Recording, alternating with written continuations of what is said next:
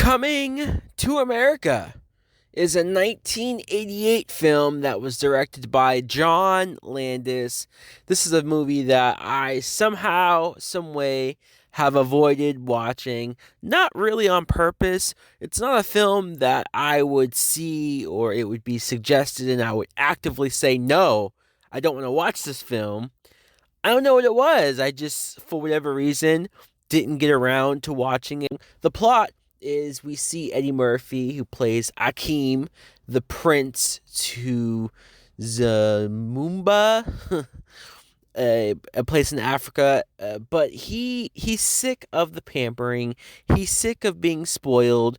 He's sick of everything being done for him. He wants to not only learn his own independence, but he also wants to be able to pick his own wife. Yes, imagine that. He wants to be able to fall in love with somebody naturally, organically, because usually his queen is appointed to him. Him and Arsenio Hall go to America for him to find his wife. Now, what I thought of Coming to America was I really enjoyed this film. I did. I thought it was hilarious, very, very funny all the way through. I think that Eddie Murphy is on fire in this movie for so many reasons. First things first, let's talk about Eddie Murphy as Akeem. Because Akeem, probably realistically, if this was somehow, some way real, Akeem would be a dick. He would be a douchebag. He would be full of himself. How can you not? I mean, I wouldn't blame him. You're talking about a guy who wakes up every morning. He doesn't have to do anything on his own. Brush his teeth, clothe himself, bathe himself. The scene where the women come up and say the royal penis is clean, your highness. Or even just walking around and the women throwing rose petals at his feet because he's royalty. He doesn't need to walk on the ground on its own. Hell, he even gets his butt wiped after he uses the bathroom. This is how level of royalty him and his family is. So it's amazing that he is as down to earth as he is, how much of a need it is for him to learn what it's like to be on his own, to work, and to do things.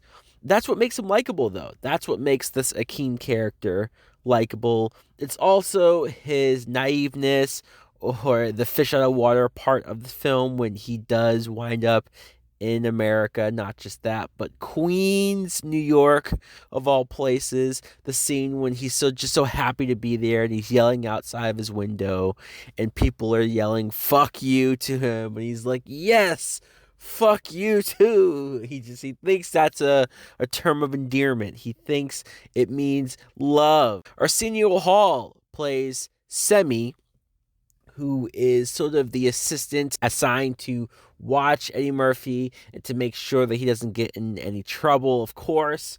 Though, and to Arsenio Hall's defense, Akeem does not listen to him, does not do whatever he says is best.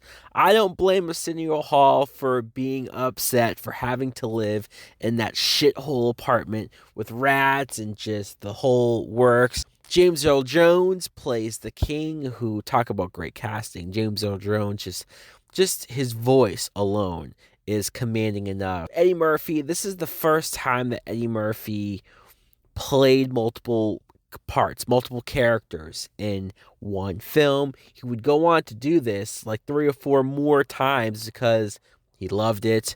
But it's probably this film where he does it the most and the best. If I'm being honest, he plays that sexual chocolate singer who performs at some point. He plays Clarence, the barbershop owner, probably the most liveful of all the characters. But he also plays, and this shocked me, he plays Saul, the Jewish customer at the barbershop. Eddie Murphy, he's white. He's playing this white Jewish character that if you didn't know, then you wouldn't know. That's how good he is. That's how good the voice is. Also, Arsenio Hall plays a lot of different characters. Among the cast, you have John Amos, who plays the father of Lisa. Lisa's the woman that Akeem is trying to woo. I like that his whole idea is that he doesn't want to tell her that he's rich.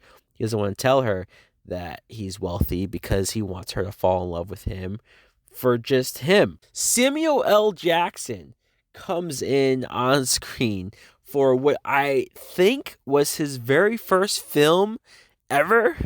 He comes in to rob this McDonald's, and just this one scene that he has in the film, it's memorable, it's crazy. Overall, this movie had me laughing, had me smiling throughout it. It was very fun, very enjoyable. I can't believe, once again, it took me this long to watch it. So, guys, let me know in the comments below if you too have seen Coming to America. You probably grew up on it. What do you think of it? Do you like it? Do you love it? Is it one of Eddie Murphy's best? Like, comment, subscribe. Later!